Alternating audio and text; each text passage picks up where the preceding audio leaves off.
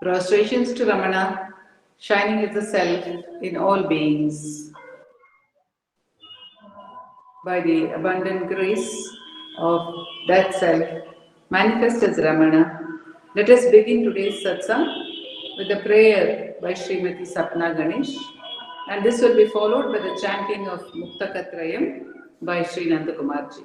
Dakshinamurti Sarambham Shankaracharya Madhyamam Ramanacharya Paryantam Vande Guru Paramparam Vande Guru Paramparam Vande Guru Paramparam Shuklam Baradaram Vishnum Shashivarnam Chaturbhujam Prasannavadanam Dhyayet Sarva Vignopashantaye Angikam Bhuvanam Yasya Vachikam Sarva Vangmayam Aharyam Chandrataradi Tam Namas Satvikam Shivam Om Namo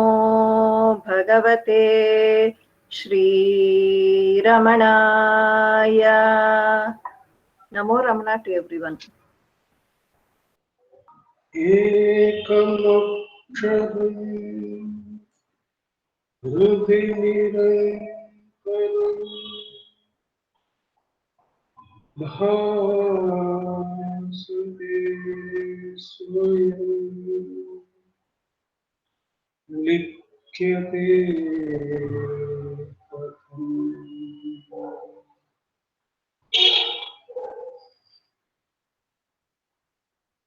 Hridaya Putanamadhi Kevalam Brahmanatri Yaham Maham Iti Sakshat Atmarupe Bhati Krudivisha Manasasvam Chingvaka Vachata Avana Chalanodha Atmanishtu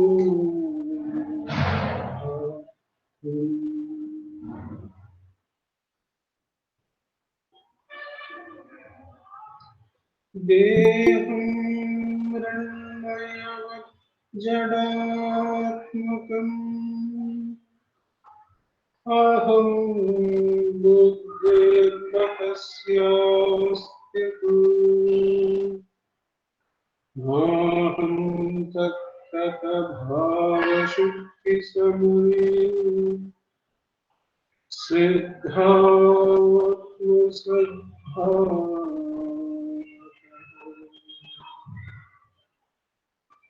Om Bhavayata Kuto Radhiya Drishtatma Nishtatma Soham Spukitaya Arunachala Shiva Purno Vibhati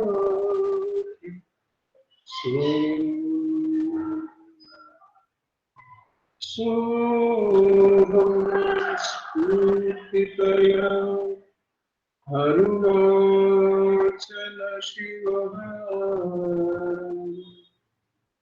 Purno Vibhati Swayam. Namo Namo Ramana. We now have the chanting of verses from Upadesa Saram by Ashwini Balaji and Uma-Ashwini. Namo Ramana.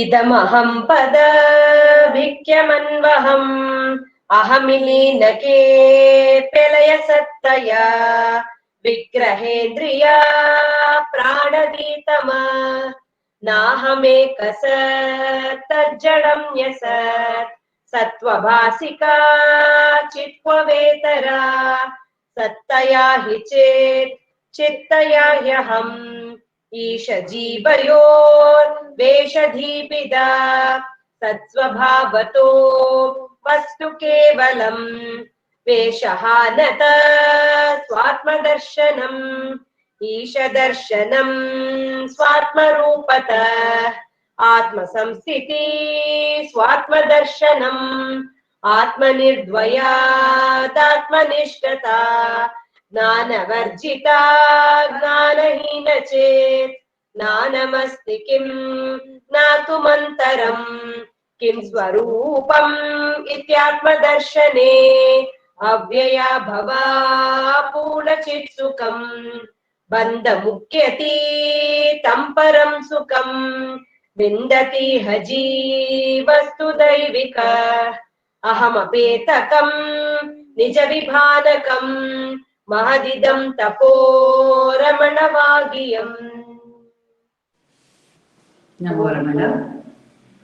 We continue with the Ramananjali Sangeetam offerings by Srimati Radha, followed by the offering from Jaisriram and Savitri Krishnan, and the third offering today will be by Revathi Shankar. Namo Ramana to all. Today we have Mr. Sri Lakshmi Narayana Bhatta, who has done a lot of translation to our Ramananjali Sangeetam. So I have selected one song, translation done by him.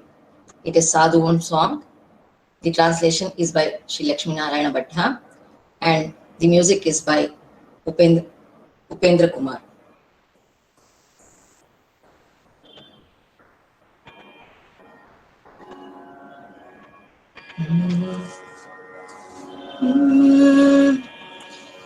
ಕರೆವ ಒಂದು ದಿನ ರಮಣ ಗುರು ನನ್ನನು ತನ್ನೆದೆ ಗುಹೆಗೆ, ಕರೆವ ಒಂದು ದಿನ ರಮಣ ಗುರು ನನ್ನನು ತನ್ನೆದೆ ಗುಹೆಗೆ, ನೋಡಿಯು ವರ್ಣಿಸಲಾಗದ ಸುಂದರ ದರ್ಶನ ದೊರೆಯುವ ತಾಣಕ್ಕೆ, ಕರೆವ ಒಂದು ದಿನ ರಮಣ ಗುರು ನನ್ನನು ತನ್ನೆದೆ ಗುಹೆಗೆ.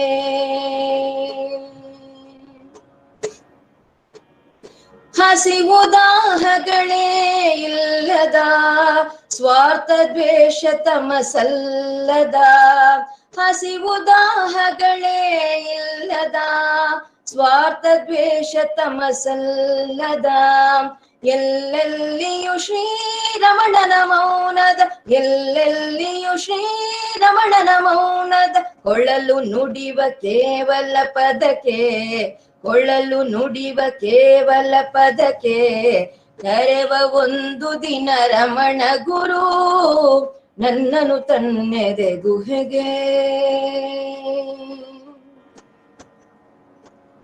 ನಿದ್ದೆ ಕನಸು ಎಚ್ಚರ ಇರದ ನಾನ ಸೂರ್ಯ ಹೊಳೆಯುವ ಕಡೆಗೆ, ನಿದ್ದೆ ಕನಸು ಎಚ್ಚರ ಇರದ ನಾನ ಸೂರ್ಯ ಹೊಳೆಯುವ ಕಡೆಗೆ, ಮೈಮನವಿಲ್ಲದ ಅನಂತ ಭಾಗ್ಯದ, ಮೈಮನವಿಲ್ಲದ ಅನಂತ ಭಾಗ್ಯದ, ಜೀವನದಲ್ಲಿ ಜೊತೆ ಬಾಳಲಿಗೆ, ಜೀವನದಲ್ಲಿ ಜೊತೆ ಬಾಳಲಿಗೆ, ಕರೆವ ಒಂದು ದಿನ ರಮಣ ಗುರು ನನ್ನನು ತನ್ನೆದೆ ಗುಹೆಗೆ.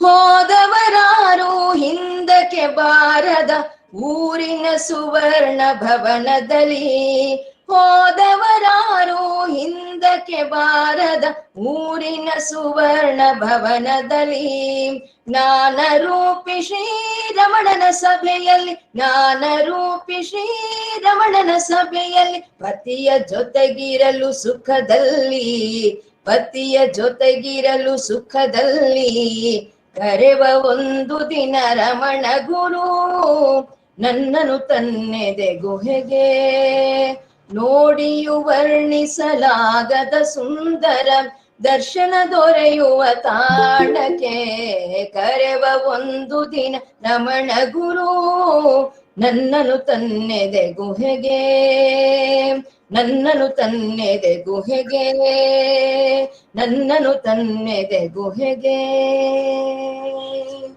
ನಮೋ ರಮಣ.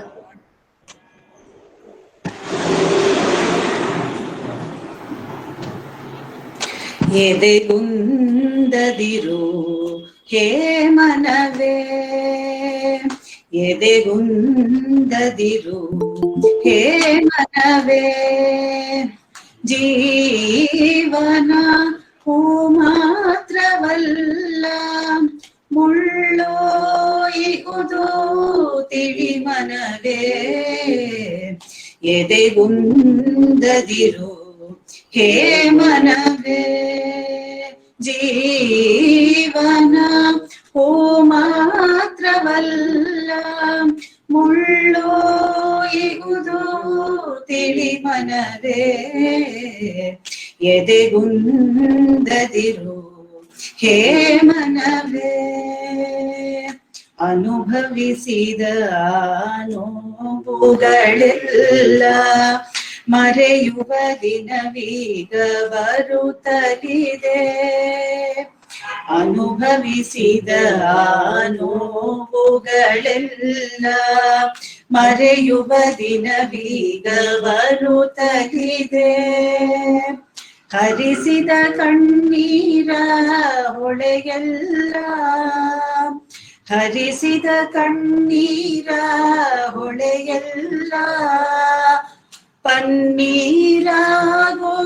ದಿನ ಬಂದಿದೆ, ಎದೆಗುಂದದಿರು ಹೇ ಮನವೇ, ಜೀವನವು ಮಾತ್ರವಲ್ಲ ಮುಳ್ಳೋ ಇಹುದು ತಿಳಿ ಮನವೇ, ಎದೆಗುಂದದಿರು ಹೇ ಮನವೇ. ದೇಹವು ರೋಗದೆ ರುಜಿನದೆ ಬೆಂದರು ಆತ್ಮಕ್ಕೆ ಯಾವುದು ಕುಂದಿಲ್ಲ, ದೇಹವು ರೋಗದೆ ರುಜಿನದೆ ಬೆಂದರು ಆತ್ಮಕ್ಕೆ ಯಾವುದು ಕುಂದಿಲ್ಲ, ಒಳ್ಳೆಯವ ನೀನೆಂದು ಹೊಗಳಿದ ನಾಲಿಗೆ, ಒಳ್ಳೆಯವ ನೀನೆಂದು ಹೊಗಳಿದ ನಾಲಿಗೆ ತೆಗಳಲು ಜೀವಕ್ಕೆ ನೋವಿಲ್ಲ, ಎದೆಗುಂದದಿರು ಹೇ ಮನವೇ, ಒಳಿತೋ ಕೆಡುಕೋ ಯಾವುದೇ ಬಂದರು ಎಲ್ಲ ಅವನ ಆಣತಿಯೇ, ಒಳಿತೋ ಕೆಡುಕೋ ಯಾವುದೇ ಬಂದರು ಎಲ್ಲ ಅವನ ಆಣತಿಯೇ, ಗುರು ರಮಣನ ಕೃಪೆ ನಮಗಿರುವಾಗ, ಗುರು ರಮಣನ ಕೃಪೆ ನಮಗಿರುವಾಗ ಭಯವೋ ನೋವೋ ನಾನರಿಯೇ, ಎದೆಗುಂದದಿರು ಹೇ ಮನವೇ, ಜೀವನವು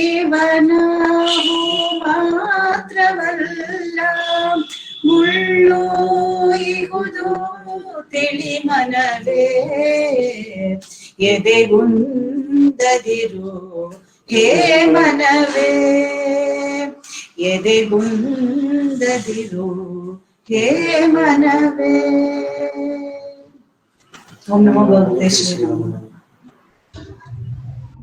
Om Namo Bhagavate Shri Ramanaya. We are meditating on the 26th verse of Saddarshanam. भावेऽहमः सर्वमिदं विभाति लयेऽहमो नैव विभाति किञ्चित् तस्मादहं रूपमिदं समस्तं तन्मार्गणं सर्वजयाय मार्गः. On the rising of the ego, everything rises. With its subsidence, all subside. The ego is therefore all. Tracking it is the way to victory over everything. When something rises, it will surely subside. Like the water rises as vapor and comes down as rain, it goes back to its source. But the content of it is always the same, water. Likewise, everything rises and subsides in the self. The content of it is the light of consciousness in different forms. But our attention goes to the forms instead of the light. This is inexplicable.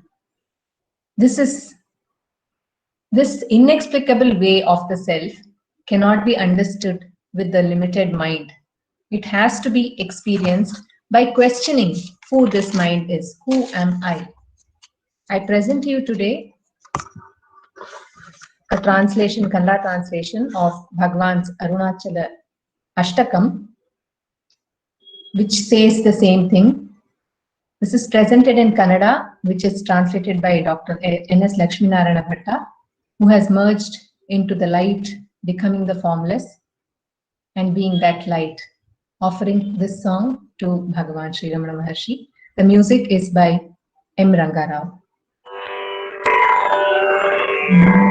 Arunagiri ನಿಂತಿಹುದು ಜಡದ ರೀತಿ ತಿಳಿಯರಾರು ಅದರ ಕಾರ್ಯನೀತಿ ಅರುಣಗಿರಿ ನಿಂತಿಹುದು ಜಡದ ರೀತಿ ತಿಳಿಯರಾರು ಅದರ ಕಾರ್ಯನೀತಿ ಬಾಲ್ಯದಿಂದಲೂ ಬಿಡದೆ ಮನಸ್ಸಿನೊಳಗೆ ಹೊಳೆಯುತ್ತಲೇ ಇತ್ತೆನ್ನ ಪ್ರಜ್ಞೆಯೊಳಗೆ ಅರುಣಗಿರಿ ಎಂದು ಅದ ತಿಳಿದ ಮೇಲೂ ಅದರ ಮಹಿಮೆಯ ಮಾತ್ರ ತಿಳಿಯದಾದೆ ಅರುಣಗಿರಿ ನಿಂತಿಹುದು ಜಡದ ರೀತಿ ತಿಳಿಯರಾರು ಅದರ ಕಾರ್ಯನೀತಿ ನನ್ನ ಕರೆಸಿದೆ ನಿನ್ ಕಡೆಗೂ ನಿನ್ನ ಬಳಿಗೆ ಸ್ತಬ್ಧವಾಗಿದೆ ಚಲನೆ ಮನಸ್ಸಿನೊಳಗೆ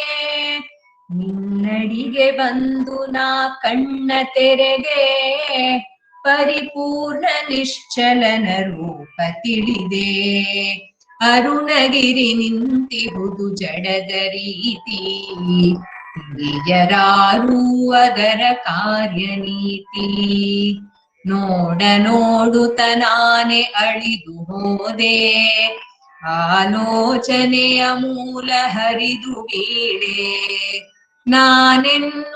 ನಾನೆಂಬ ಭಾವವೇ ಮೂಡದಲ್ಲಿ ಕಂಡೆ ಕಾಣೆ ಎನ್ನಲು ಅರ್ಥವೆಲ್ಲಿ ಅರುಣಗಿರಿ ನಿಂತಿಹುದು ಜಡದ ರೀತಿ ತಿಳಿಯರಾರು ಅದರ ಕಾರ್ಯನೀತಿ ಹೇಗೆ ಹೇಳಲು ಇದನು ಮಾತಿನಲ್ಲಿ ನೀನೆ ಇದ ಕರುಣಿಸಿದೆ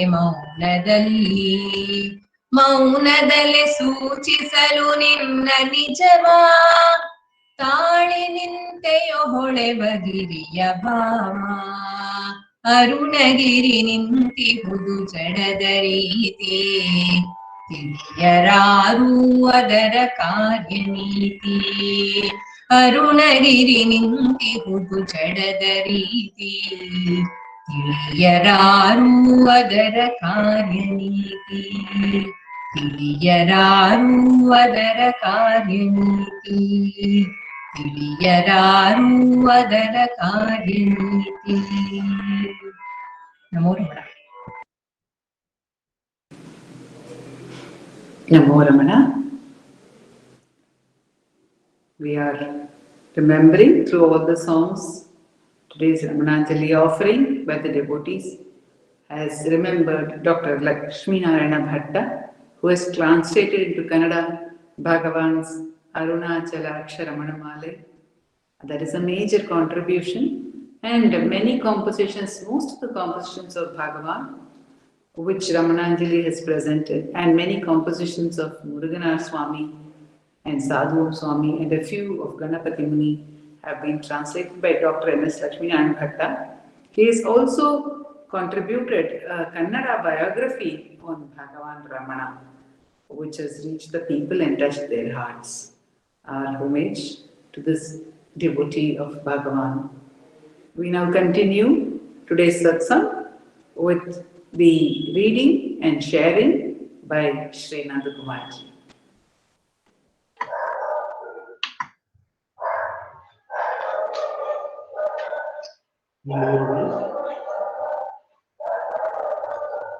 With this, the book reading part of our satsang, we have been reading from Fresh Discoveries, Western Seekers on Sri Ramana Maharshi, a compilation by our founder president, Sri A.R. Natarajanji.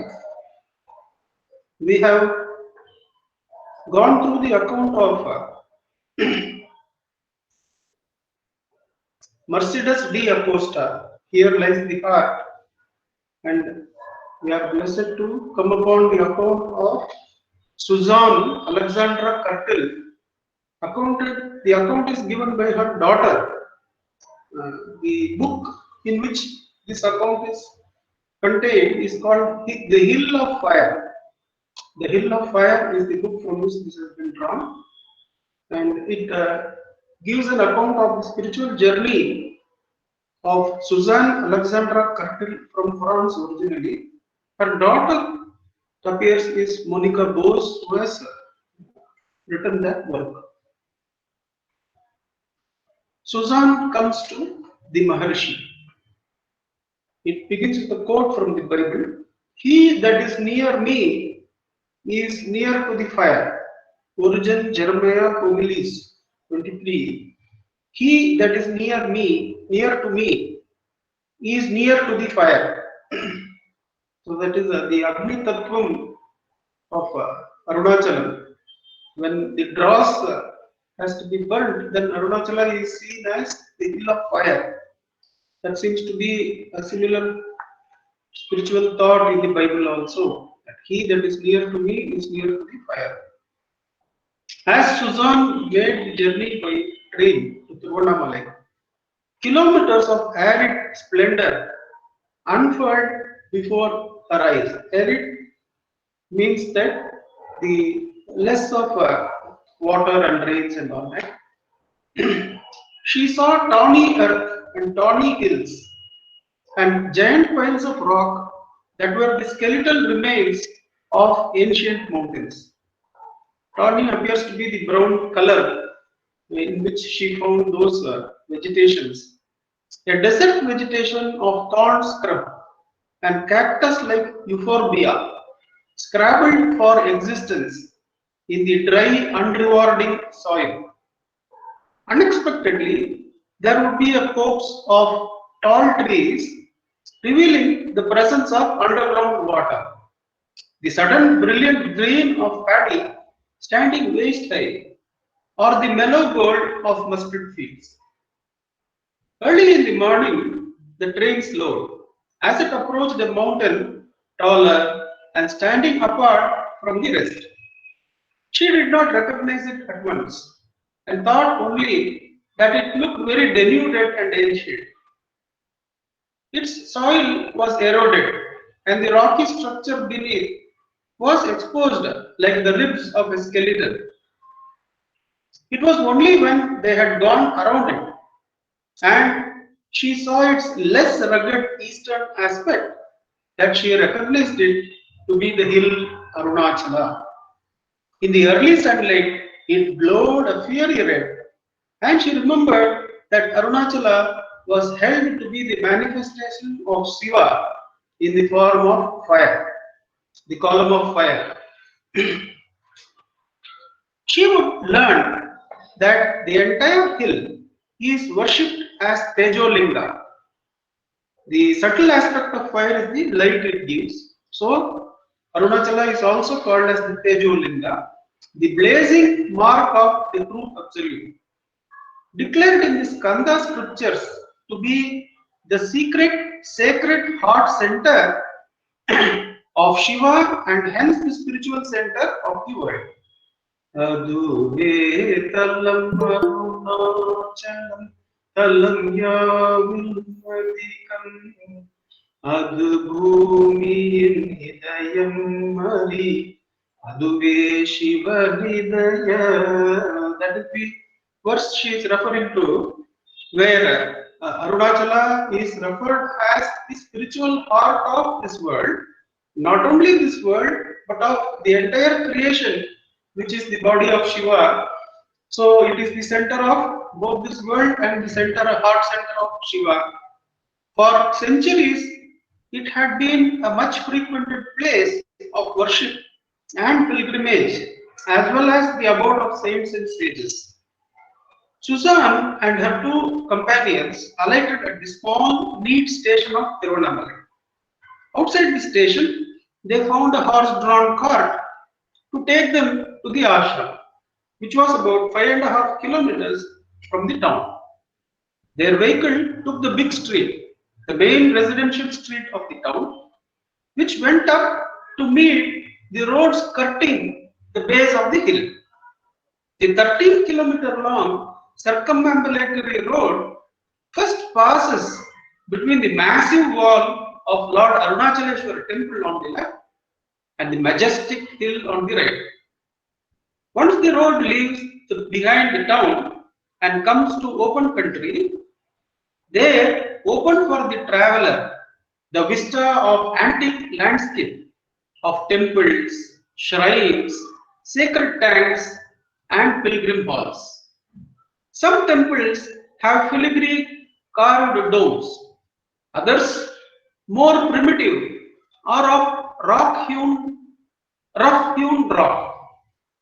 So she sees that some of the temple structures are of modern filigree work in sculpting, whereas some are simple rocks put on one another and are apparently much older than the fine sculptural work in the other buildings, other temples. This is on the way to Ramanashram. In these simple dolmens, the deity is usually not freestanding, but carved in solid stone, seeming to emerge only reluctantly into the airy dimension of form. How beautifully she describes that in those old temples, it appears that the deity will not be a separate sculpture. It will be part of the rock that is there. That means God is that entire nature, and it will be almost reluctantly looking out to take a form. It doesn't want to take a form. It wants to merge with everything. That's how she has beautifully described that in those old temples, the sculpture would not be separate from the rest of the building. Some of the temples have filigree work, filigree domes, others more primitive are of rough-hewn rock. In these simple dolmens are these simple structures where stones are kept one on another. In these simple dolmens, the deity is usually not freestanding, but carved in the solid stone, seeming to emerge only reluctantly into the airy dimension of form. Stone is everywhere in evidence in Tiruvannamalai, from the rock of the hill itself, through the stone foundation of the great temple, where it has complex symbology, and diverse stone shrines with their stone-stepped tanks, to the mandapams constructed from massive blocks of granite, which have stood the onslaught of the elements for centuries. So there is stone everywhere in the constructions. If you go to some of the North American countries, you will see there is more wood, because when the civilization went there, there was more free wood available. Here it was all stone. That's what she is seeing. Without the need for words, the stone transmits to the onlooker the message of the fundamental, full, and enduring nature of being. The author is saying that the stone represents that solidness, the unchangingness, the ever-present nature of God as being. Their vehicle passed a simple stone shrine that was dedicated to Shiva as Dakshinamurti, the divine yogi who teaches the ineffable truth in silence. He is the deity who faces south, and since south is the direction of death, he is also known as Mrityunjaya, the conqueror of death. Death indeed is conquered by awakening to the ultimate truth of ourselves and our world. So, incidentally, the author leaves us with something to ponder over, along with some account of the journey. Death indeed is conquered by awakening to the ultimate truth of ourselves and our world. Just after passing the shrine of Dakshinamurti, they reached their destination, announced by an archway bearing the words Shri Ramanashramam. Entering the grounds, they dismounted from their vehicle under a big mango tree. To their left was a pond surrounded by trees, and ahead of them a small whitewashed building which turned out to be the ashram office. The Maharishi's younger brother, Nagasundaram, greeted them there. He had changed his name to Niranjanananda Swami after taking sannyas, so as to dedicate himself to the running of the ashram. But most people addressed him as Sarvadhikari or manager. He asked them a few particulars about themselves, and Suzanne gave her name as Sujata. He gave them small packets of holy ash as prasadam, vibhuti as prasadam, then instructed Raja Iyer, the genial postmaster of the ashram, to take them to the Maharishi. They crossed a small courtyard and came to the long hall with all its doors open. They went up a few steps there, and there, seated before them on a couch, was the sage of Arunachala. Suzanne saw a slender, golden-skinned man in his late 50s. Except for a loincloth, he was completely bare. She thought that his face was very beautiful, not only because of the Brahmin fineness of the features, but above all, it had the highest expression of awareness that she had ever seen. There was about him a certain indefinable quality. The splendor of realization perhaps described it best. She saw how the psychological labels which the modern mind tended to affix to a spiritual experience turned out to be irrelevant and unworthy when one was confronted with true achievement. When Raja Iyer introduced them to the Maharishi nodded in acknowledgement and for a moment gave them his attention, but did not speak. Suzanne was so engrossed in her contemplation of the Maharishi that at first she did not hear when one of the attendants told them that they should take their place among the women who sat on the Maharishi's left. The men, who were more numerous, sat facing him down the length of the hall. The hall in which they found themselves was simply decorated and furnished. The decoration was very simple. A frieze of blue flowers ran along the wall. The frieze, it appears from the dictionary, is a band put on the wall in between which the flowers are painted or sculpted. A frieze of blue flowers ran along the walls.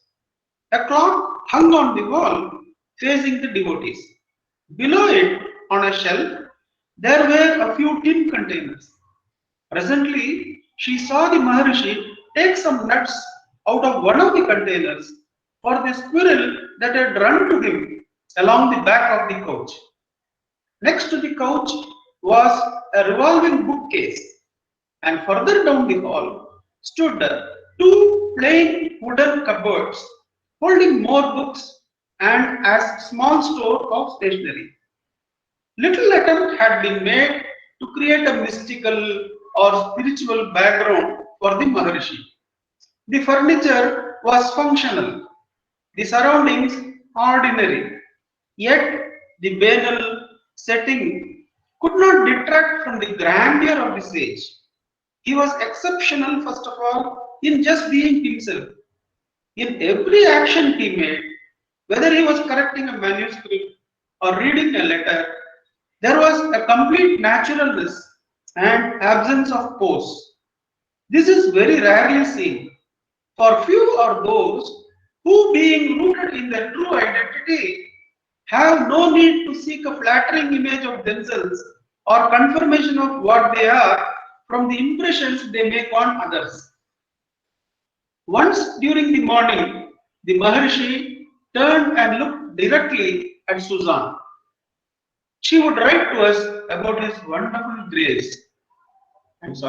She would write to us about his wonderful gaze, his brilliant eyes shining like stars. She was sure that she had found her master. Om Namo Bhagavate Shri Ramanaya.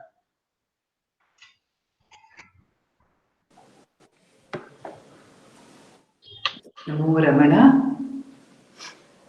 We continue today's satsang with the self-enquiry session guided by Sri Dileep Simha. ध्यायेत् शारदचन्द्रसुन्दरमुखम् ताम्रारविन्देक्षणम् भक्ताभीष्टवराभयप्रदकरम् कौपीनमात्रोज्ज्वलम् स्वात्मानन्दरसानुभूतिविवशम् सर्वानवद्याङ्गकम् श्रीमन्तं श्रीरमणेश्वरं गुरुवरं योगासनाभ्यासितम् ध्यायेत् श्रीरमणेश्वरम् ध्यायेत् श्रीरमणेश्वरम् ध्यायेत् श्रीरमणेश्वरम्. We will commence today's evening Atma Vichara by listening to Bhagavan's Upadesham. We have been reading from Guru Vachaka Kovai from the chapter Investigation into the Truth, and the topic Bhagavan has blessed us is absence of enquiry is the cause of the delusion of duality. Verse 432. Is it not because you exist, abiding as consciousness, that you know the entire world? If you, therefore, abide motionlessly in consciousness, taking it as your target, that consciousness, which is devoid of both knowing and not knowing, will itself become your Gnana Guru and will reveal to you God who is mere existence as he really is. I repeat the verse. Is it not because you exist, abiding as consciousness, that you know the entire world? If you, therefore, abide motionlessly in consciousness, taking it as your target, that consciousness, which is devoid of knowing and not knowing, will itself become your Gnana Guru and will reveal to you who is mere existence as he really is. Bhagavan, through this verse, is connecting the Jiva, the Paramatma, and the Guru. He is saying that all of them is nothing but that existence consciousness which is totally devoid of knowing and not knowing, the duality. the duality of knowing and not knowing, doing and not doing, all the dualities that I am separate, God is separate, the world is separate, all these dualities actually doesn't really exist if we inquire.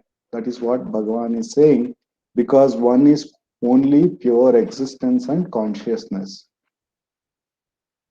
In the waking, in the dream, in the sleep, we continue to be that existence consciousness alone. That alone is reality. All other duality is only a notional thing that seems to appear and subside. Therefore, the truth of all the three, the Guru, the God, and the Self, and the individual, is that existence consciousness, which is here and now, devoid of both knowing and not knowing. It is devoid of all duality. And Bhagavan is asking us to abide in that motionlessly, in that consciousness, without any opportunity for division, to abide as our real nature. In order for us to do so, Bhagavan has blessed us this direct path of Atma Vichara.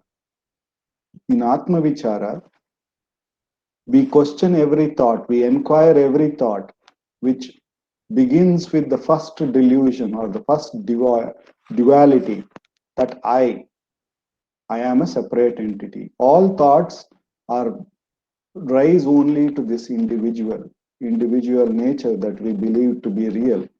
And therefore, Bhagavan repeatedly asks us to question every thought, whether it is, no matter how many thoughts that it may appear, then whatever is the nature of the thought, whether it is good, bad, or ugly, or spiritual or not spiritual, for all of that, if we inquire to whom is this thought, the answer it will reveal it is for me alone. It can't be for anybody else.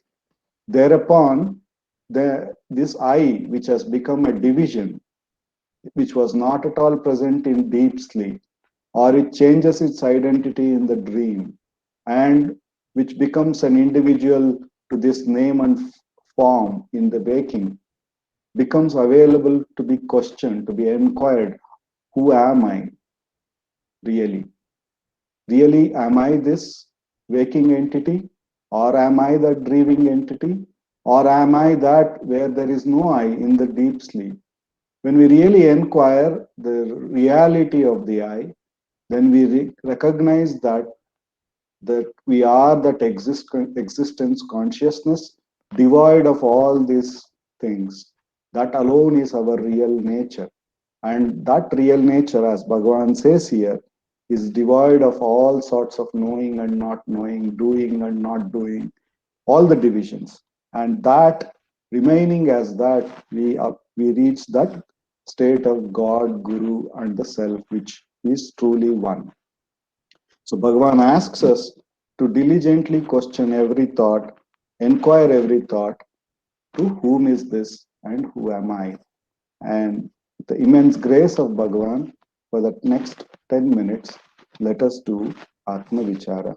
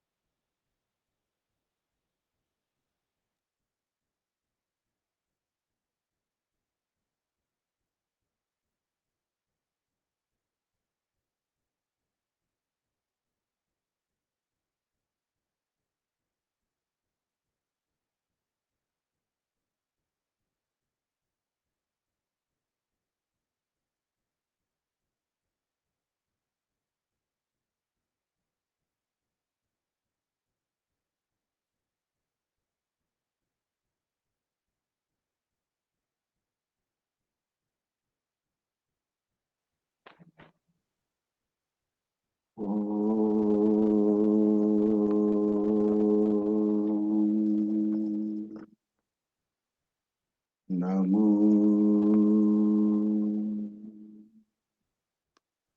Bhagavate Shri Ramanaya. Namo Ramana. Namo Ramana. We continue the satsang with the sharing from Sri Venkatesh Deshpande. He is taking us through the Bhagavan Ramana's selection of verses from the Bhagavad Gita, which he has compiled under the title Gita Sara. Om Namo Bhagavate Shri Ramanaya. Vasudeva Sutam Devam Kansa Chanura Mardanam Devaki Paramanandam Krishnam Vande Jagadgurum. Om Shantakaram Bhujagashayanam Padmanabham Suresham Vishwadharam Gaganasadrisham Meghavarnam Shubhangam Lakshmikantam Kamalanayanam Yogiridhyanagamyam Vande Vishnum Bhavabhaya Haram Sarvalokaikanaatham.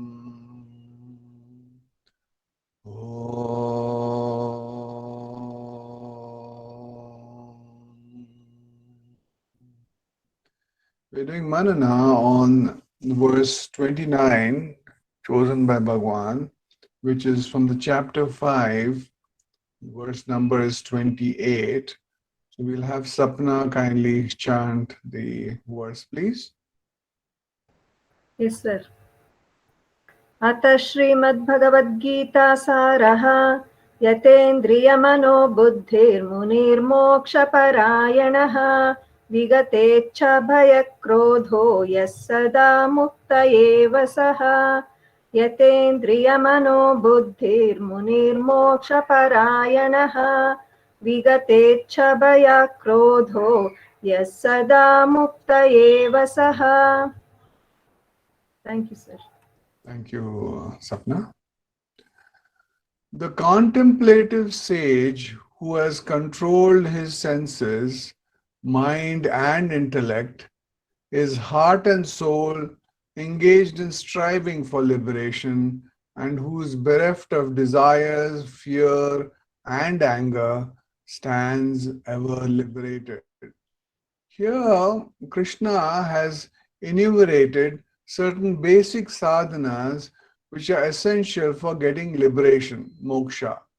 Controlling all the senses and mind is a must. They are the main link with the objects of the external world. It's what we've heard in all the satsangs, and what Dileep also said, that it's the senses and the mind actually are the main link with the objects of the external world. This is necessary for developing single-minded devotion towards the goal, namely liberation. Unless a person always keeps his goal in front of his mind and develops a volcanic longing to realize his goal, he cannot get success in this effort. So we have seen this and we have heard this from the Shrutis and Smritis, that there are millions and millions of people who are actually are praying to God, but there are very few who have a volcanic longing, means who are mumukshus, who want God and nothing else but God. So unless a person always keeps his goal in front of his mind, that means single-pointedly he must want only God and nothing else. So such people, they can realize their goals. It is then easy for him to get rid of desires, fear and anger. So what is desire? Basically that you'll see something with your senses, you like something outside, and you think that will give you happiness. But actually what happens, it gives you momentary happiness, what we call a pleasure, and after that something goes wrong, say a mobile, something goes wrong, then again what happens, you get angry. Oh my God, I paid so much of money for this mobile and it has gone spoiled.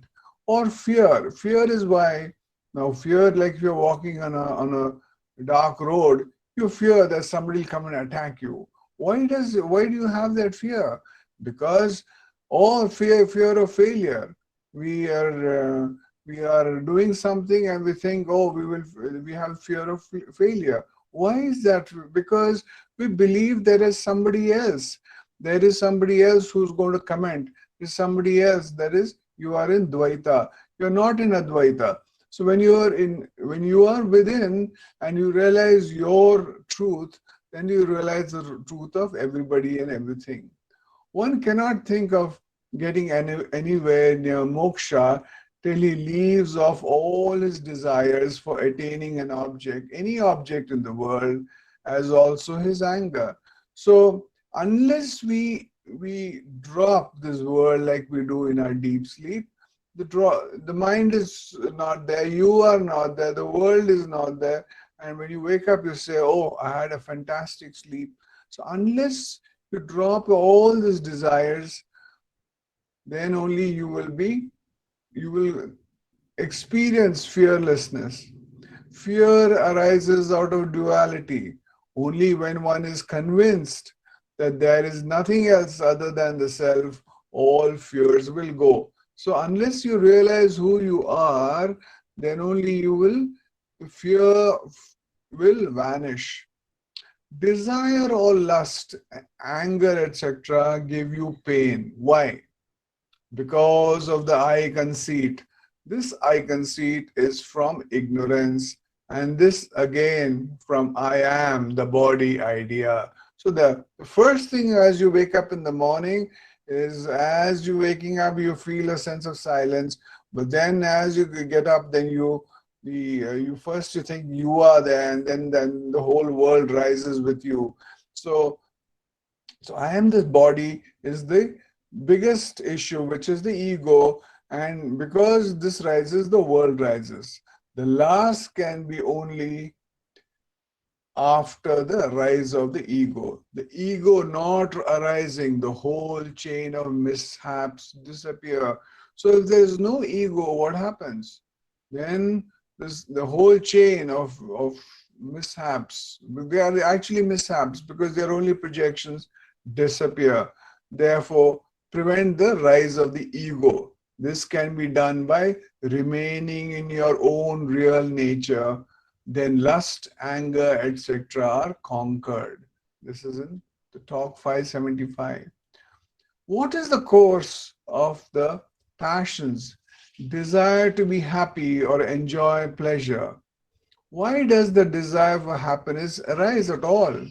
Because your nature is happiness itself, and it is a natural for you to come into your own. This happiness is not found anywhere besides the self.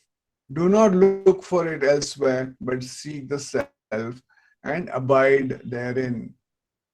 Regarding getting rid of desires, you know that you are not the mind, that desires are in the mind. Such knowledge helps one to control them. So there is no one-trick pony for controlling the mind.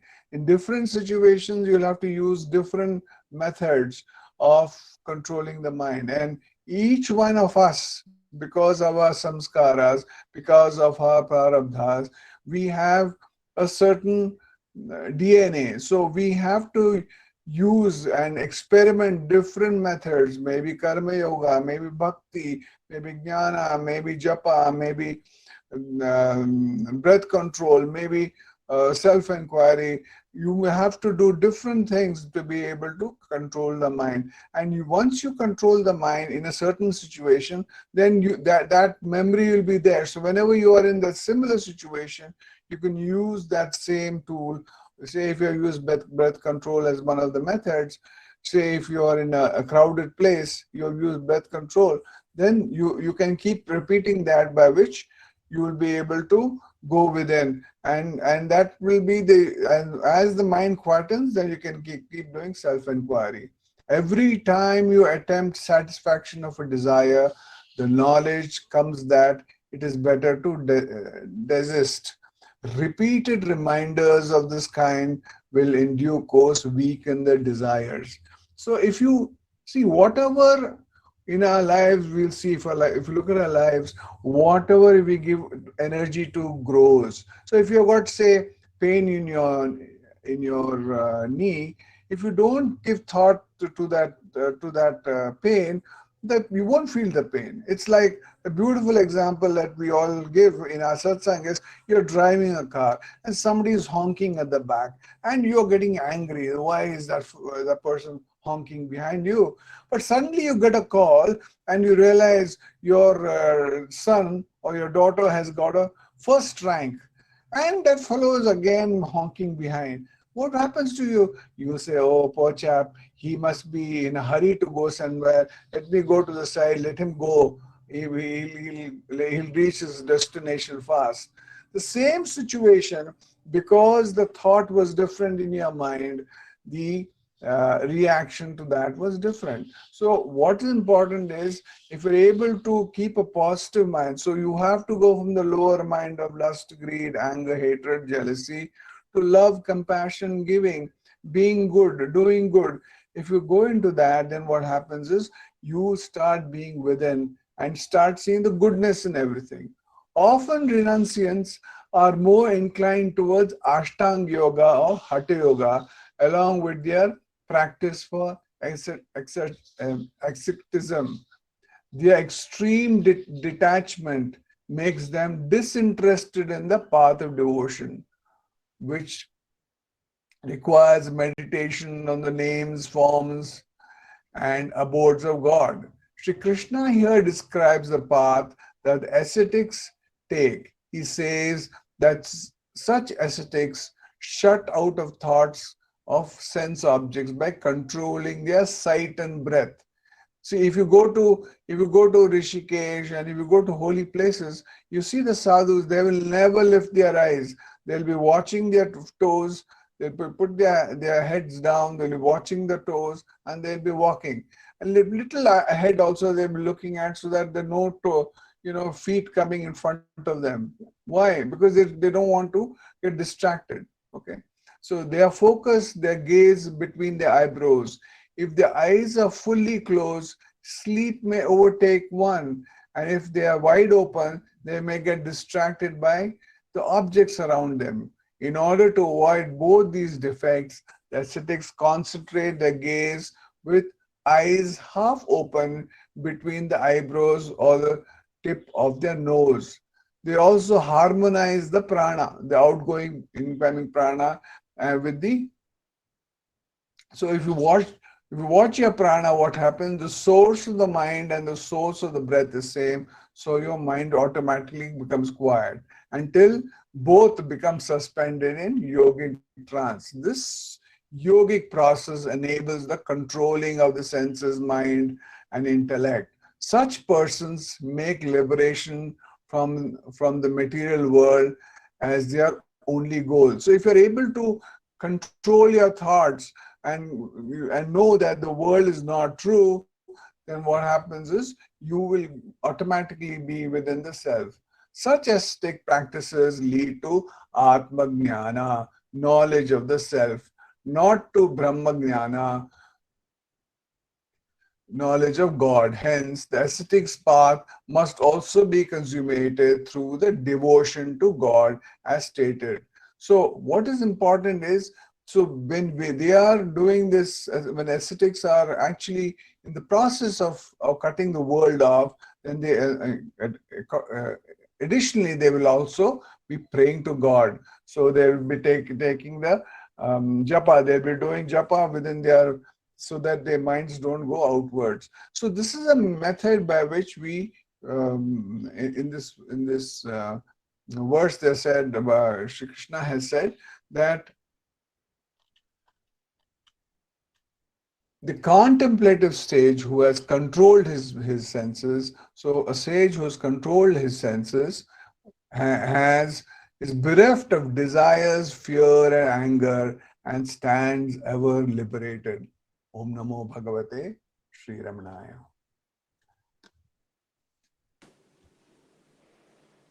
Namo Ramana. Namo Ramana, Doctor.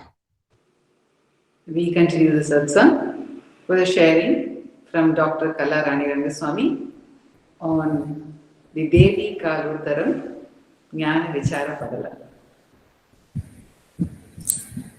Om Namo Bhagavate Sri Ramanaya. Arunachalamena agame ninaipavar agathai veraruppai Arunachalam. Namo Ramana to all. With the grace of Bhagavan, we are meditating on Devi Kaluttara Jnanachara Vichara Padalam. And in the last satsang we saw Bhagavan saying, Adanale nirpayanai ayyamenal indri yadanilume ichai ilanai idayathir natsirattayode. It will be, if a person does not attain mukti, even after following what is said in Devi Kaluttara, it will be very difficult for that person to realize the truth. So, catch hold of this marga very firmly and do not get afraid. Adanale narpayanai. You need not have any doubt about this way, that is Jnana Marga, and have complete faith in it without having any icha for anything. Yadilume ichai ilanai. Then, how should this be practiced? With great Shraddha. Idayat nat Shraddha yode. One must have Shraddha in following this marga. Concentrate on what you are practicing. In the next stanza, Bhagavan says, Niragulanai means without any confusion in the mind. Only when we have doubt, confusion will be there. And once confusion creeps in, progress in sadhana will be affected. I am supposed to do dhyana, say for example, for half an hour or 1 hour, the doubt arises. I think Guru said it is 1 hour. But what is wrong if I do not do it for half an hour? Anyway, do dhyana. Am I supposed to do dhyana in the morning or in the evening? If it is in the morning, will it be the early morning, all right, or later hours? How about evening? Oh God, I am confused. When people around me are doing puja, homam, japam, and I am asked to follow Jnana Marga, will they attain moksha first or I? The confusion starts. I am confused. These confusions, when it is confounded, it is confirmed that there will be obstacle in the sadhaka's progress. Let it be any marga, one has to concentrate on it. There should be no second thought. If one has chosen Bhakti Marga, one has to concentrate on that. There must be no confusion. Shraddha must be there in practicing that.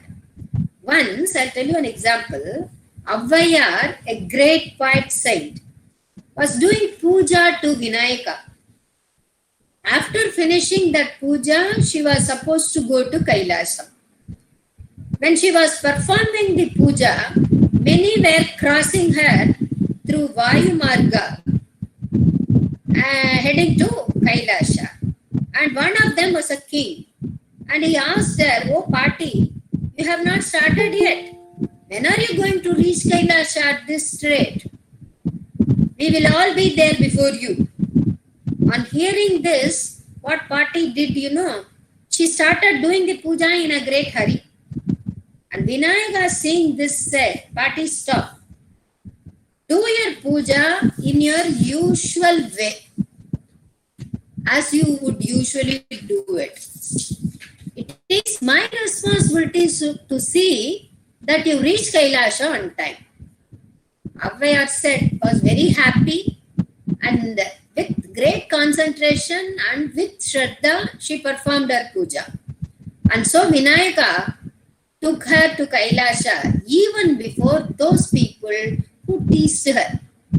Likewise, Bhagavan says, follow the marga given in this Devi Kalodra with Shraddha, without getting confused and without having any doubt whether this marga will lead me to the destination that I want to reach. Moreover, Bhagavan says, the practice must be done with joy. Jnanathil urchaham ullonai utru. Jnanathil urchaham ullonai utru. When following this Jnana Marga, do it with great enthusiasm. Feel proud. What a great and easy and direct path is being shown to me. And always do the Abhyasa with great happiness. Because what is being practiced regularly, we will become that itself. When happiness is practiced, we will become that. When we do the Vichara practice with great reluctance, say for example, we will be caught in the clutches of sorrow only.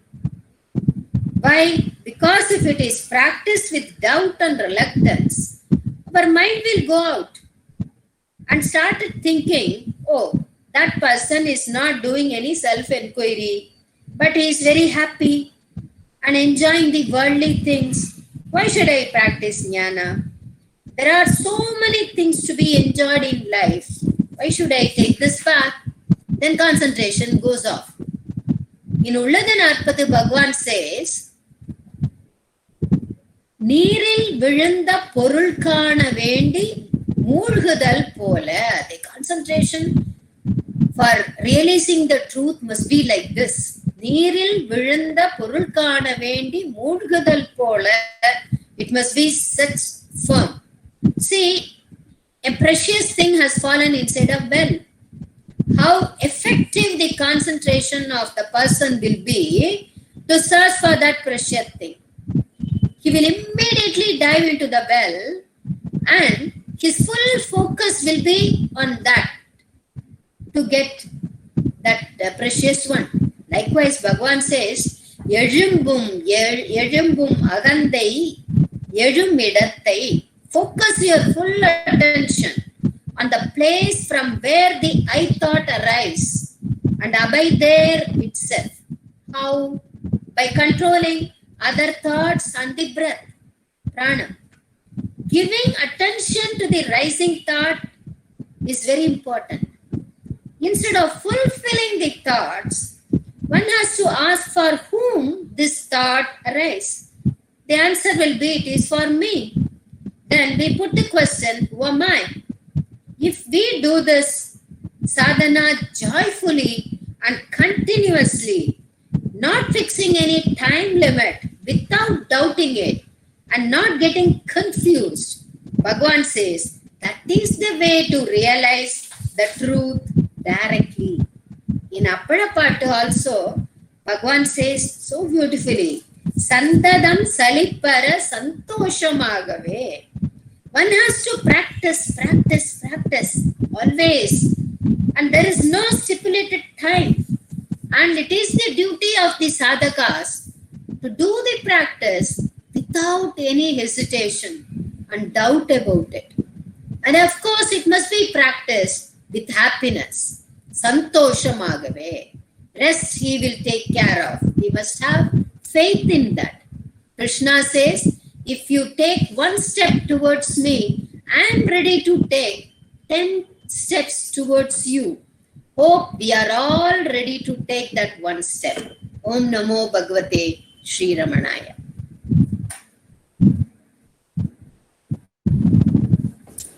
Namo Ramana. We are continuing the satsang with the sharing from Ujwal Jagadeesh on Ganapati Muni's Ramana Chatvarimshat.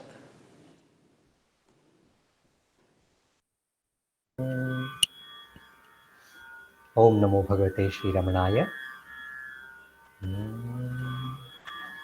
Yatinamadipen Kushagralasan Matinadritinashita Chitta Bhuva.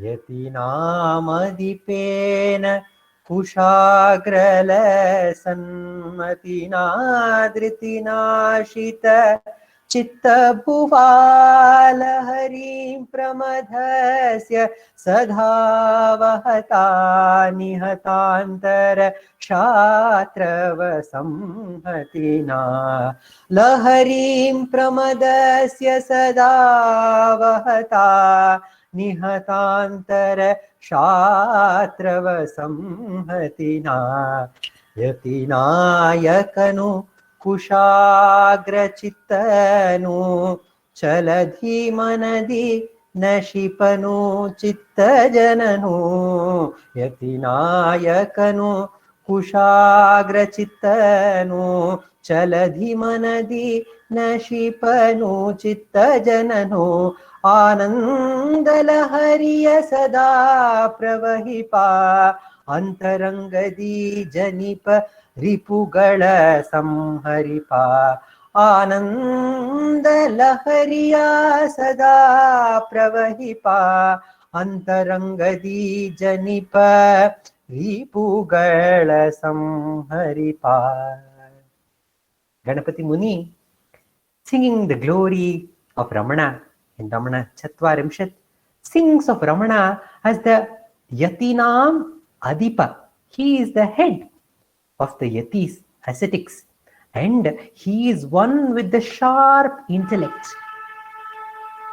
It is usually told that the God, the Supreme One, has given the intelligence to everyone. So his intelligence is much more than the total, the sum of all the intelligence in the world. That's why we see that there's asuras with great intelligence, they would ask a varam. They would say, I should not die in the morning, I should not die in the night, I should not die inside, I should not die outside, I should not be killed by animals, I should not be killed by human beings. And the God who is the Supreme One, who is much more intelligent, the Kushagra Chitta, that the Supreme is, finds a way and destroys the Asura who represents the ego. The ego thinks, I know everything and I am the most intelligent, but that Supreme One cannot be understood by this intellect, the limited intellect that we have. And Ramana says, the way to destroy the Chittaja, the one who is born out of the mind, the thoughts which are born, the desires which are born, which are represented by the Kama Deva, who was born out of Hari, he can be killed only by Dhriti, only by determination alone, by making the mind determined, then alone the one who is born out of the mind can be killed. And Ganapati Muni sings of this lahari, this wave of joy and bliss which flows all the time at the presence of Ramana. Ganeshan Anna in the Ramana Periya Puranam, he says that he has accounted the visit of various devotees, and he says that all the devotees may tell it in different ways, in different words, but the experience is the same. They would say whoever came to Ramana, they all felt a great peace, a river of joy, a river of peace and bliss which would flow. And that is the lahari, Ananda lahari, which was flowing ever in the presence of Ramana. And this Ananda lahari slowly and silently, just like water, which keeps flowing on the rock, and it will even make the rock melt. There's a proverb which says that in the competition, the tiff between the water and the rock, it is always the water that wins. It is not because of the strength of the water, it is because of the persistence. That Ramana, who is the very embodiment of persistence, who keeps reminding us again and again and again and again with that lahari, and those waves of remembrance of Ramana, it corrodes the ego and destroys the ego. When this happens, the Shad Ripus, which are born out of these egos, the Shad Ripu are the Kama, Krodha, Lobha, Moha, and Mada and Matsarya. These are all destroyed by this Lahari of Ananda, which is felt at the presence of Ramana. We have been meditating for an upcoming program on the life of Muruganar Swami. And Muruganar Swami, after he first came to Bhagwan Ramana, and we all know that he wrote this Deshika Padigam, 11 verses on Ramana as the Guru, as the Deshikan. And he offered that as his first offering with tears flowing through his eyes. And Ramana himself took that page because Muruganar could not chant it or sing it. He took it into his own hand and he read it. And after that, Muruganar Swami stayed in the presence of Ramana for a few days. And when he was staying in the presence of Ramana, he describes that there was this waves and waves of this ocean of joy which was flowing in his heart, and he was surrounded by this glorious, powerful light. And it is told that he came running out of the presence of Ramana, out of the Sannidhi of Ramana, and ran to Mother Alagammal and told, "Oh, Mother Alagammal, I could not bear this light even for a few minutes. And how is that you were able to bore this light for 10 months in your womb?" That was one of his experience. And later, in his presence, he was feeling this joyous waves, the Lahari of Ananda. And immediately he was gripped by this fear. "Oh, I have left my mother at Madras and I have come. There is nobody else to take care of her. What if I am drowned in this waves and ocean of joy? What if that happens and I stay back here and nobody is there to take care of my mother? So I should not get disturbed by this wave." So he got disturbed and was gripped by the fear, and he had to run back to Madras soon after he had this experience. And later, Ramana drew him again and again to the presence of this Ananda Lahari. There, this Lahari brought the mother also to the presence of Ramana Maharshi on a very auspicious Shivratri day in 1924. 1923, Muruganar had come and seen Bhagwan for the first time. 1924, mother herself got an opportunity to come and be in the presence of Ramana, and she was well received, and this made Muruganar very, very happy. And later, he brought his students also to see Bhagwan Ramana, and they also enjoyed this Ramana Ananda Lahari. And then they also went back, and slowly Muruganar understood that this Ananda Lahari is all enveloping, and slowly all his attachments, slowly all his tendencies were destroyed. His moha that he had, one of the Shadripus is moha, the attachment that he had to his mother, that he had to take care of his mother, it slowly melted away. And in 1926, when his mother passed away, he realized that his mother was bestowed with the liberation by the grace of Bhagwan Ramana. This was this firm belief of Muruganar Swami, and he dropped all the attachments of the world and he left his job and came to Ramana and surrendered himself. And he expressed this Ananda Lahari that he experienced through more than 30,000 songs which are available to us and which we are singing and rejoicing. Such is the power of Ramana Lahari, which fills us with joy. And that very same Lahari is the question, who am I? When repeatedly we ask, who am I? Who am I to ourselves? The ego which rises, when it is questioned, dhavatyahankara pishachaheshaha, the ripus which are the manifestation of these, the ego, all these, the Shad Ripus, the 6 enemies which are the manifestation of the ego, they all dissolve when we question, who am I? And that who am I is the very embodiment of that same Ananda Lahari of Ramana. Om Namo Bhagavate Sri Ramanaya.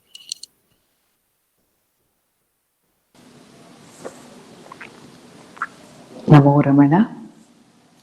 Prostrations to Ramana, shining as the self in all beings.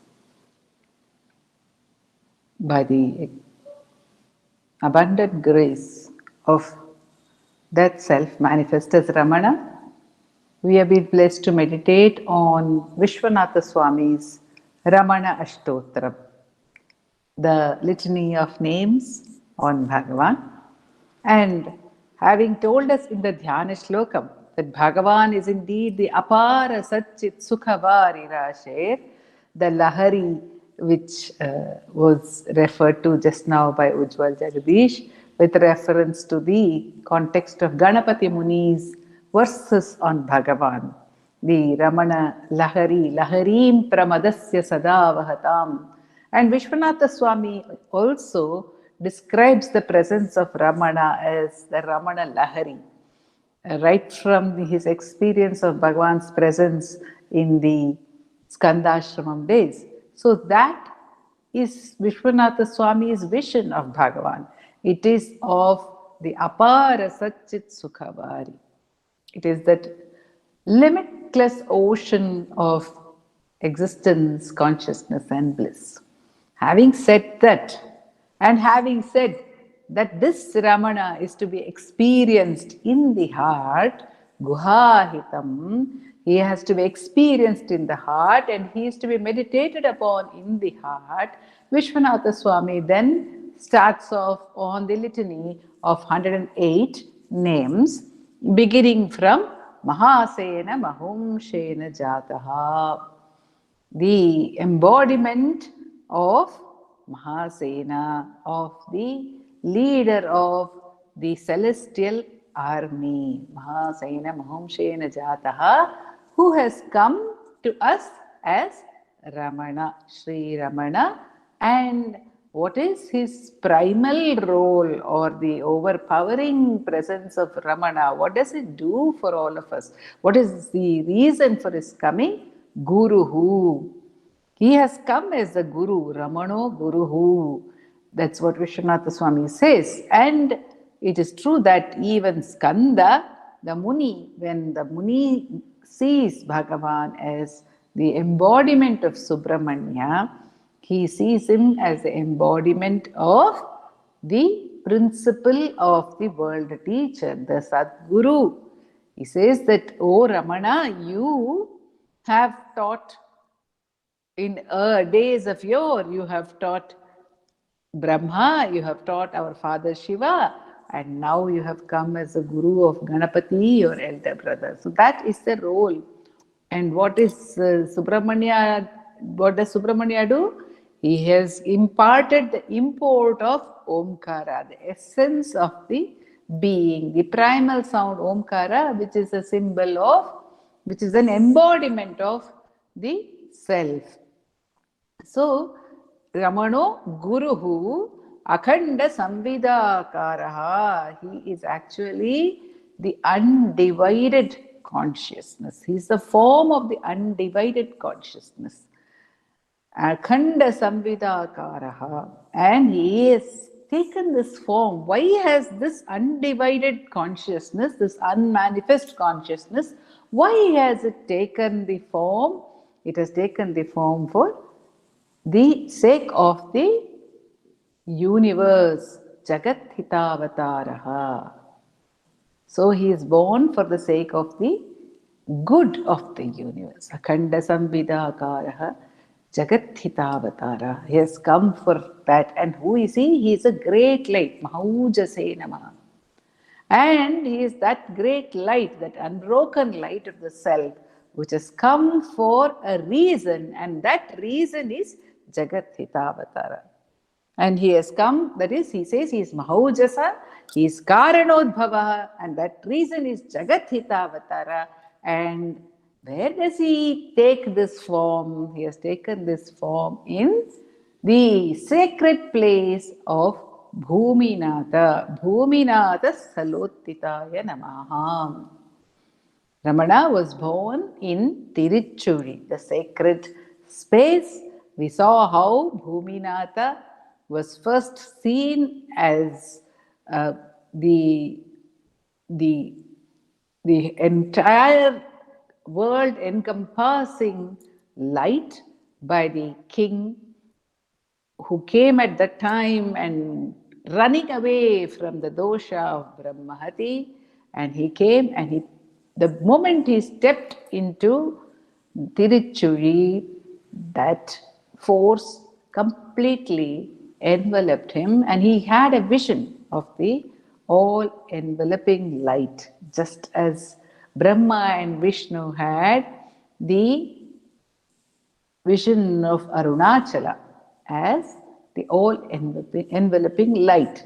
And so in Tiruchuri, and subsequently, since Shiva consumed the flood, the waters of the flood, the untimely flood, to protect his devotees, he became Bhuminatha, the lord of this Bhumi. And also, since he gave protection, he gave the resumption of the bhava, the experience of purity, to Bhuma Devi by asking her to bathe in the waters of Trishula Tirtha. He became Bhumi Natha. In Tamil, it is called Tirumeni Nadar. We may say that he is one of the sacred form. He has a meni, Tirumeni. He has an auspicious form.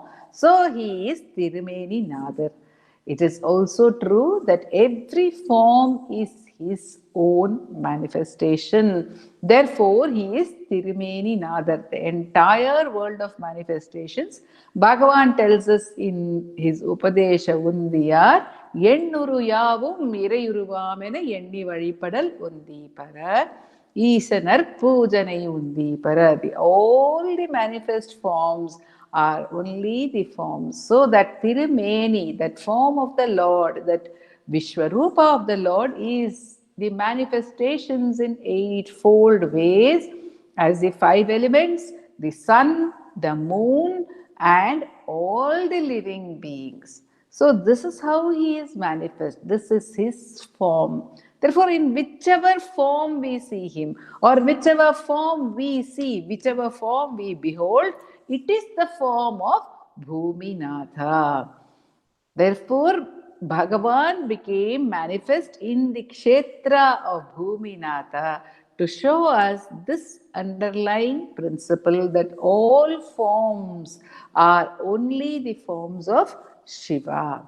To show us that the Bhumi is always governed by the Natha. And this body is called Bhumi. It is also, every body is Bhumi, and the Lord of every body is Bhuminatheshwara. Ramana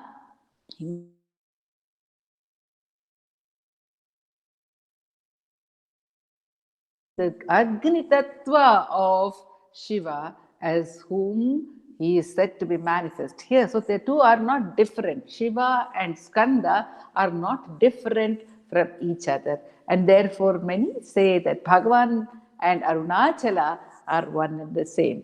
Muruganar Swami has seen Bhagavan as Shiva, and others like Ganapati Muni have seen Bhagavan as Skanda. Is there any difference between the two of them? In the biblical concept, it is said God the Father and God the Son, they are not different from each other. But God the Father is the Ishvara Tattva, and God the Son is the teacher, the Guru Tattva. The same principle, when it manifests as the teacher, as the Guru, it is called the Son. Similarly, we have here Arunachala, the Father, and Bhagavan, the Son, who has come to do the work of Arunachala by teaching that all of us are non-separate from Arunachala. So Bhagavan is that Bhuminatha. When Mother Alagamma came to stay with Bhagavan in the Virupaksha years, in the last years of her own life on this earth, in that body, when she came to stay with Bhagavan, she had many experiences. Among them, one day she had a vision of Bhagavan as the Bhuminatheshwara Linga. She saw him as the Bhuminatheshwara Linga, and then she saw his disappearance. She was worried. She thought initially that he is dropping his body because he disappeared. But then she became aware that she was only having a vision of him as Shiva, because later she also saw him as the snake bedecked Lord. We say Nagabharana to Shiva, and she saw him garlanded with snakes like Shiva, and she understood that she was having a vision of him as Shiva. So Mother showed to us through her vision that Bhagavan is that self-same Bhuminateshwara. He is not different from the Bhuminateshwara, the Lord of the Kshetra, where he became manifest amongst us for our sakes, out of the greatest of compassion, out of the greatest of love. Bhagavan became manifest. And Bhagavan himself has described, as we saw, the Bhuminatha Kshetra as Anbudayartham Aham Ahalamal Anavaradam Inbudai Nattamidal Yenavendrum Ezhil Churiyar. Tiruchuri, he says, is that which is constantly dancing, constantly, anavaradam, always dancing. It is always how dancing blissfully, inbudai nattamidal. It is dancing blissfully. Where is it dancing? Anbudayarthamaham. It is dancing in the hearts of those who have love, those who have devotion. And that dance of Shiva, that blissful dance of Shiva, became manifest in that kshetra of Bhuminatha.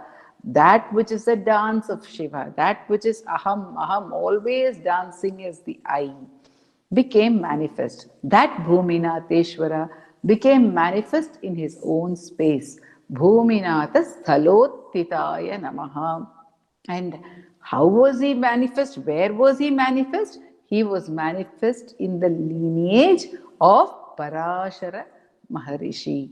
The lineage of Parashara. Parashara is that Rishi to whom many sacred hymns, sacred texts are attributed. And he specifically, he has given the secret of the worship of Agni. In today's reading and sharing, we had a devotee, Susan, who has seen Bhagavan as the fire. And again, there was the biblical statement of the Supreme being the fire. And Arunachala, the Tejo Linga. So Bhagavan chose the lineage of Parashara to become manifest, because he is that same self-same Tejo Linga. And to show that secret absolutely openly, to let out the secret of that Tejas, was the purpose of Bhagavan's advent.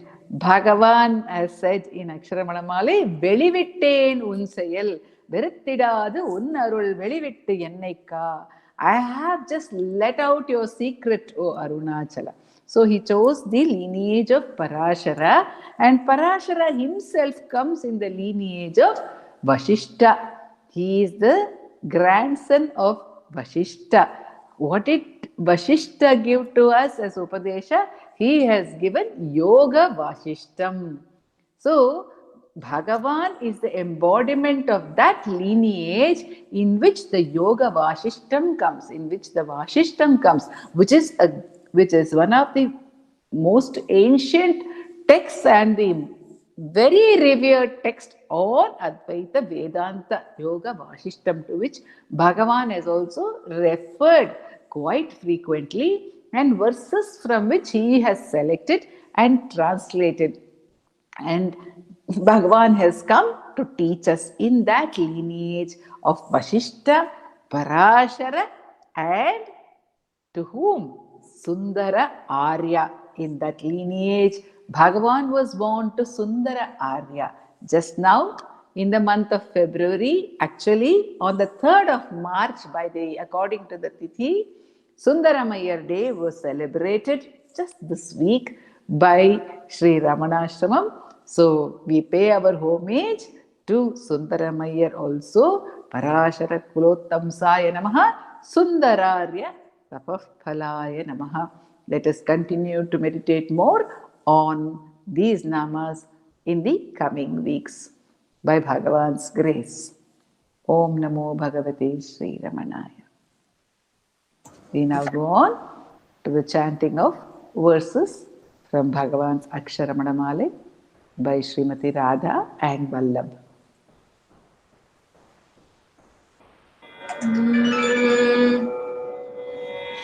Arunachala Shiva, Arunachala Shiva, Arunachala Shiva, Arunachala, Arunachala Shiva, Arunachala Shiva, Arunachala Shiva, Arunachala. Omkara Porul Uppuyarvilloi Munayar Arivar Arunachala. Auvaipul enakun arulai tandenne aaluvatun kadan Arunachala. Kannukku kannai kannindri kaanunai kaanuvarevar paar Arunachala. Kantham irumbu pol kavarthenai vidamal kalandennodirupai Arunachala. Giriyuruvagiya kirupai kadale Kripai கூர்ந்தருளுவாய் Arunachala. கீழ்மேலெங்கும் கிளரொளி Maniyan கீழ்மையை பாஷி Arunachala. குற்றமுற்றரு தென்னை குணமாய் பணித்தாள் குரு உருவாயோடிர் அருணாச்சலா.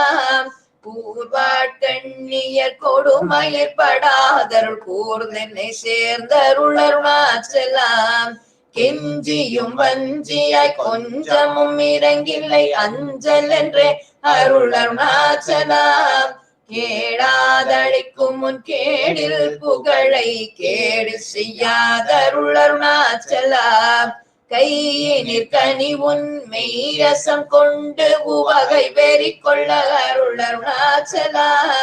கொடியிட்டடியரை கொல்லுனை கட்டி கொண்டெங்கன் வாழ்வேன் அருணாச்சலா. அருணாச்சல சிவ அருணாச்சல சிவ அருணாச்சல சிவ அருணாச்சலா. அருணாச்சல சிவ அருணாச்சல சிவ அருணாச்சல சிவ அருணாச்சலா. அருணாச்சல சிவ அருணாச்சல சிவ அருணாச்சல சிவ அருணாச்சலா. அருணாச்சல சிவ அருணாச்சல சிவ அருணாச்சல சிவ அருணாச்சலா. அருணாச்சல சிவ அருணாச்சல சிவ அருணாச்சல சிவ அருணாச்சலா. அருணாச்சல சிவ அருணாச்சலா. அருணாச்சல சிவ அருணாச்சலா. அருணாச்சலம் வாழி அன்பர்களும் வாழி. அக்ஷரமணமாலை வாழி.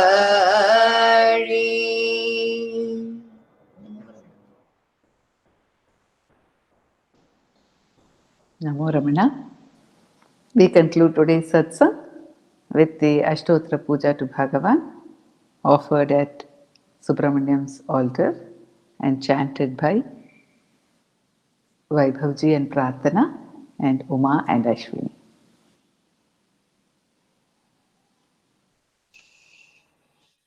Namo Ramana. Bharatvaj Vishwanath Virachitam Sri Ramanashtottara Shatanamavalihi Apara Satchit Sukhavari Yasyomi Matram Bhuvanam Samastam Guhahitam Tam Ramanam Gaviram Chintavihinam Hridicintayami.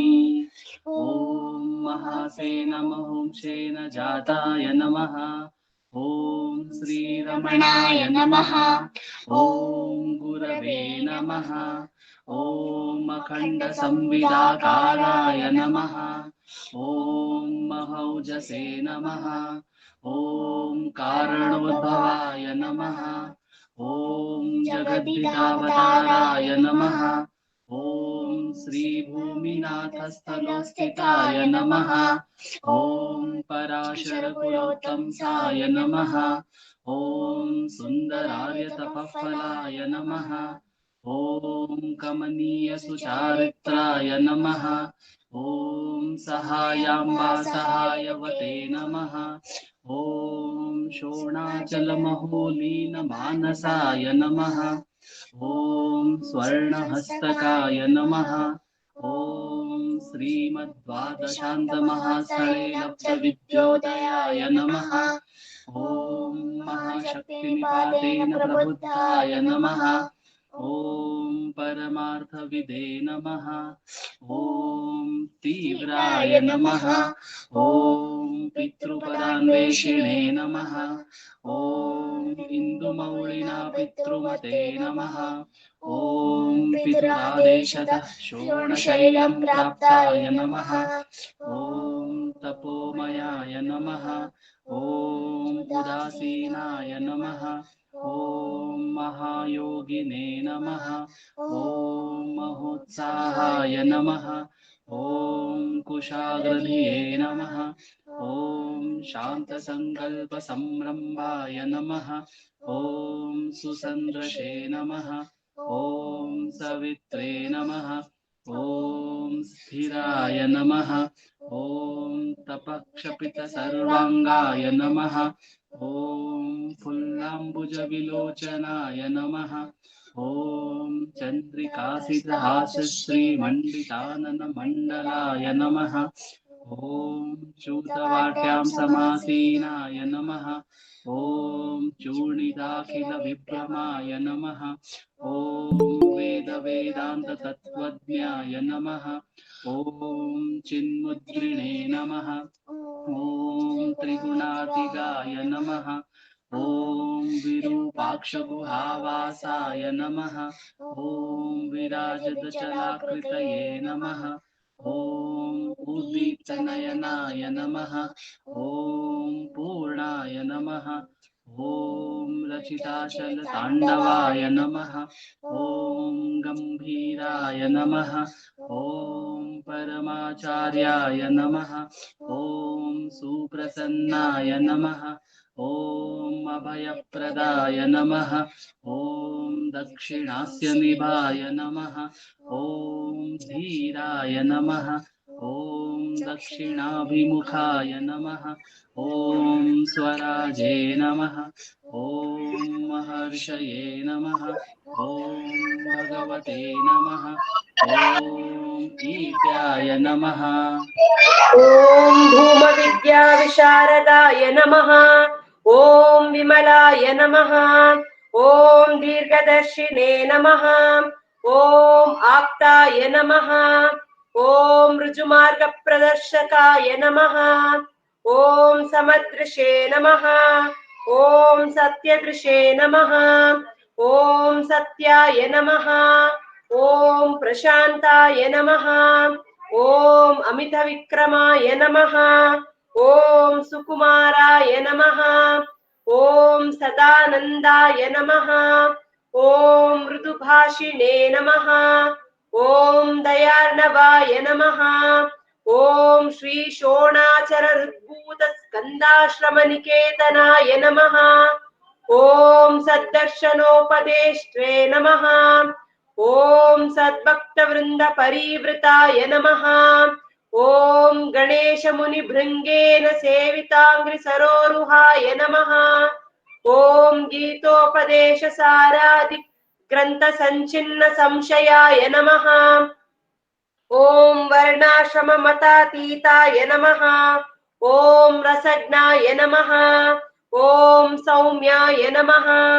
ॐ आत्मवते नमः।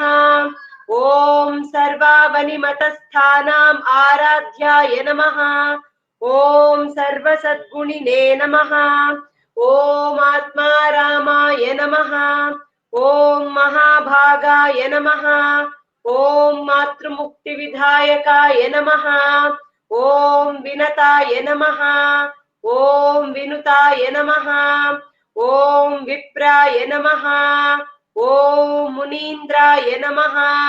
ॐ पावकोज्ज्वलाय नमः ॐ दर्शनादकसंहारिणे नमः ॐ मौनेन स्वात्मबोधकाय नमः ॐ हृच्चान्तिकरसान्निध्याय नमः ॐ स्मरणात् बन्धमोचकाय नमः ॐ अन्तस्तिमिरचण्डांशवे नमः ॐ संसारार्णवतारकाय नमः ॐ श्री शोणाद्रीशस्तुतिद्रष्टे नमः ॐ हार्दविद्याप्रकाशकाय नमः ॐ अविच्युतनिजप्रज्ञाय नमः ॐ नैसर्गिकमहातपसे नमः ॐ कमण्डलुधराय नमः ॐ शुभ्रकौपीनवसनाय नमः ॐ गुहाय नमः ॐ दण्डपाणये नमः ॐ कृपापूर्णाय नमः ॐ भवरोगविषग्वराय नमः ॐ स्कन्दाय नमः ॐ देवतमाय नमः ॐ अमर्त्याय नमः ॐ सेनान्ये नमः ॐ पुरुषोत्तमाय नमः। ॐ श्रीरमण भगवते नमः। श्रीरमणाष्टोत्तरशतनाम पूजां समर्पयामि। यस्थाणोररुणाचलस्य पदयोः स्मृत्या जनिं प्राप्य तद् दिव्यानुग्रह सुप्रवाह विवशस्तादात्म्यभावं गतः हृन्निष्ठस्व गभीर नित्य तपसा लोकान् पुनास्येकराट् तस्मै श्रीरमणाय ते नमैदं लोकोत्तर ज्योतिषे। नमो नमो नमो रमण सदाशिव प्रभावरण नमो महर्षि नमो महर्षि नमो नमो नमो रमण सदाशिव प्रभावरण नमो महर्षि नमो महर्षि दर्शन सुख मंगल मुख सकल जीवहित सम्मुख ब्रह्म संघिये सदा तुष्ट सदा हृष्ट सदा शिवानंद पुष्ट परम महर्षि ब्रह्मनिष्ठ समदर्शी नमो नमो नमो रमण सदाशिव प्रभावरण नमो महर्षि नमो महर्षि ನಮ್ಮ ಮನವದೊಂದು ಕಾಡು ನೀಲರಿತಿಹೆ ಅದರ ಜಾಡು ಹಿತವನರಿತು ನೀಡುತ್ತೆಮ್ಮ ಕೊರೆಯ ತಣಿಸನೈ ಬೇಡಲೆಂದು ಬಂದ ನಾವು ನೋಡಿಯೇ ತಣಿವೆವಯ್ಯ ಮೂಡಿಗಾರನೇ ಹಿತವ ನುಡಿದು ಕೊರೆ ನಮ್ಮನು ಬ್ರಹ್ಮ ಸಂಘಿಯೇ ನಮೋ ನಮೋ ನಮೋ ರಮಣ ಸದಾಶಿವ प्रभावरण नमो महर्षि नमो महर्षि नमो नमो नमो रमण सदाशिव प्रभावरण नमो महर्षि नमो महर्षि। बोलो भगवान श्री रमण महर्षि की जय जय।